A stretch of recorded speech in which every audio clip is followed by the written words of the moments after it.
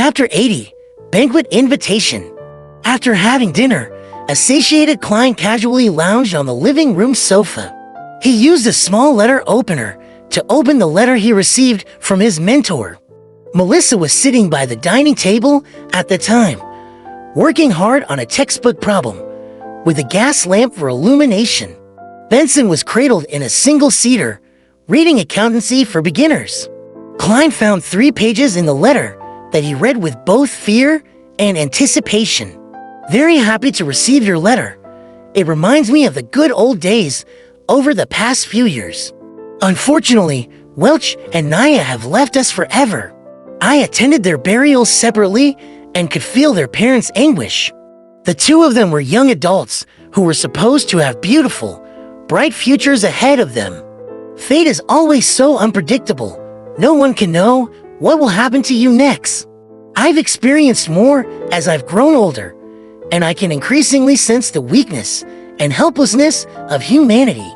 Regarding the historical information revolving around the Hornices main peak, I recall that the archaeologist, Mr.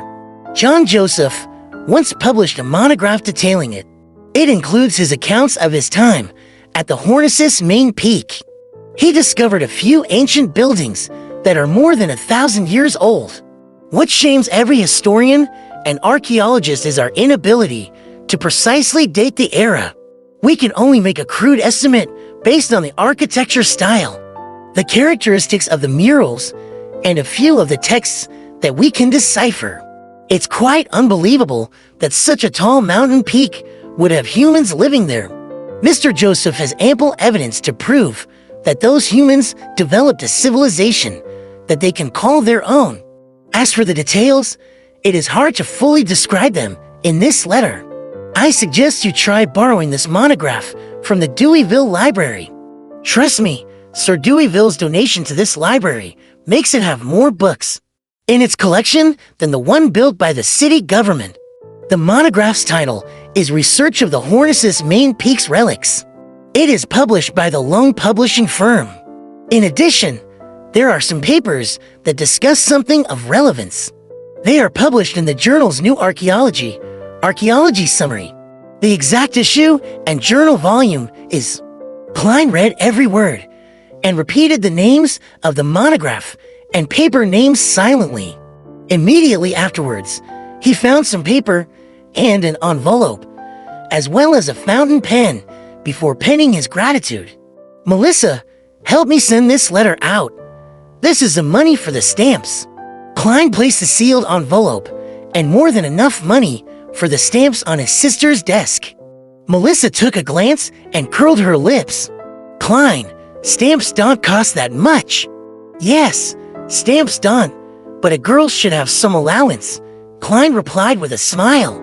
I believe Selena has mentioned this to you before. Noticing that Melissa was about to protest, he quickly added, it can be used to buy the materials and tools you need. Tools, Melissa repeated softly again and again, before casting her gaze back onto her books. All right, she said as she nodded imperceptibly. The corners of Klein's mouth immediately curved upwards as he briskly walked back to the sofa. Excellent persuasion skills. You precisely pinpointed Melissa's weakness. Benson gave a thumbs up as he said with a suppressed laugh. Klein cleared his throat and said in all seriousness, Then how shall I persuade you? Your self-study should emphasize language and ancient literature. Of course, basic mathematics and logic are equally important. According to the curriculum of the public schools and grammar schools, as well as the material tested for in college admissions, Klein was very confident about the general direction in which the upcoming civil servant examinations would focus on. Benson touched his hairline and said with a self-deprecating smile, I feel like a curly-haired baboon in front of those books. But they're really useful, Klein said with a determined smile. At that moment, Melissa put down her fountain pen, stood up, and walked to the sofa. Benson, Klein, this Sunday is Selena's birthday. She and her parents wish to invite all of us to their place for a banquet. Are both of y'all free?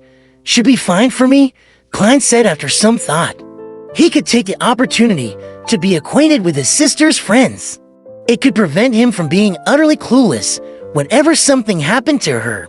Me too, Benson said as he combed his hairs with his fingers. It looks like we'll have to think of a birthday present for Miss Selena. Klein smiled. This should be left to Melissa. She knows Miss Selena better than us. Besides, what we need to do is what a gentleman ought to pay for it. This is the first time I've heard someone describe laziness in such a pleasant manner, Benson said as he shook his head and chuckled. Klein returned with a smile. This is the purpose of language and ancient literature. Benson never expected Klein to return to the subject at hand. It left him momentarily speechless. The next day, Klein wore his cheap formal suit and held his black inlaid silver cane. As he climbed up the stairs and arrived at the Blackthorn Security Company's entrance, his tuxedo had already been sent to the tailors. Klein was just about to greet Roseanne when he saw Captain Dunn walk out of the partition. "Good morning, Klein. Did you have a good night's sleep?" Dunn asked with concern. Klein answered honestly, "Better than I expected. I didn't even have nightmares.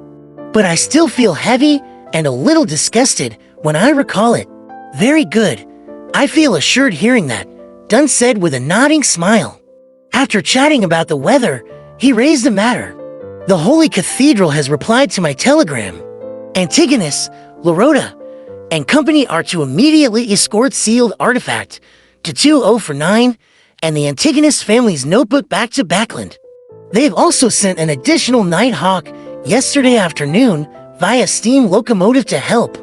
I believe that they've already set off by now." Already set off by now? Does that mean I'm completely free from the traumatizing Antigonus family's notebook? Klein was taken aback. He found it surreal, as though he was dreaming.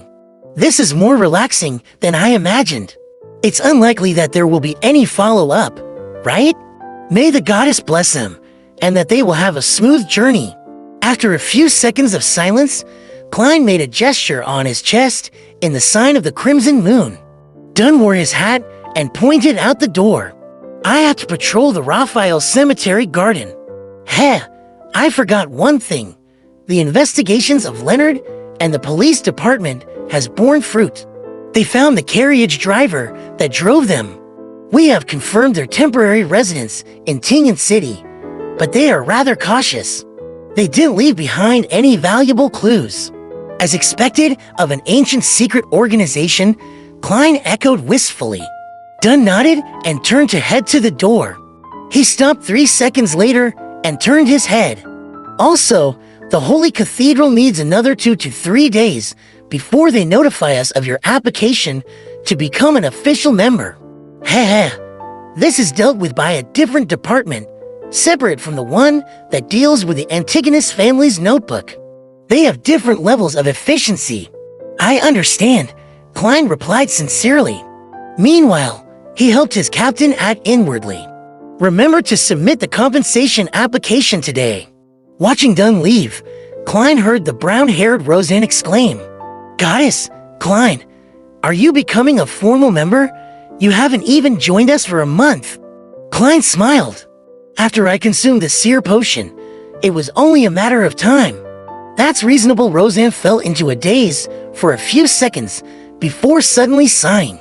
"I was praying that you finished your mysticism lessons so that you could be added to the roster for watching the armory, but goddess, I have to be on duty every 2 days. Am not a sleepless, my skin, my state of mind. Goddess, Savam, shouldn't you be very familiar to such a lifestyle? Before I joined, it has always been you, Brett, and old Neil, who took turns, right?" Klein asked, puzzled.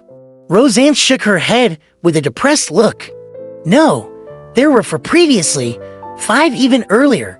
Unfortunately, Kinley chose to become a sleepless. Viola did not choose to extend her contract last month and join the Koino El Machinery Company. She's a gifted girl when it comes to creation. She only lacked the opportunity and money. 5 years as a civilian staff allowed her to have enough savings. Having said this, Roseanne suddenly glanced at Klein and laughed with her mouth covered. "I've thought of a good solution. Klein, get married as soon as possible. Then, accidentally expose the secret of Beyonders to her. This is considered a very minor leak, so there won't be any particularly heavy penalties. After all, who can lie to a person who shares the same bed with you over prolonged periods of time? You can introduce her to us. When that happens, make her a civilian staff member." What a perfect plan. The corners of Klein's mouth twitched. "Miss Roseanne, you can also quickly find a husband. It should be even easier. I believe you have the adequate means to divulge the secret to him." Roseanne's eyes widened, and her mouth turned agape when she heard him. "How can I? Marriage is a very serious matter. I have to carefully pick and observe him over a period of time to ensure that he is all right." "That's not what you said a second ago." Klein didn't bother engaging in sophistry with Roseanne. He smiled as he engaged in a little small talk before bidding farewell and heading underground. At the armory, he saw old Neil wrestling with the hand-ground coffee. So, he sat down and waited patiently. "Soon you'll be an official member, right?" Old Neil asked casually as he filtered the coffee. "Captain said that another 2 to 3 days are needed. It's still a question of whether the Holy Cathedral will approve of it," Klein said frankly. Her, Old Neil chortled.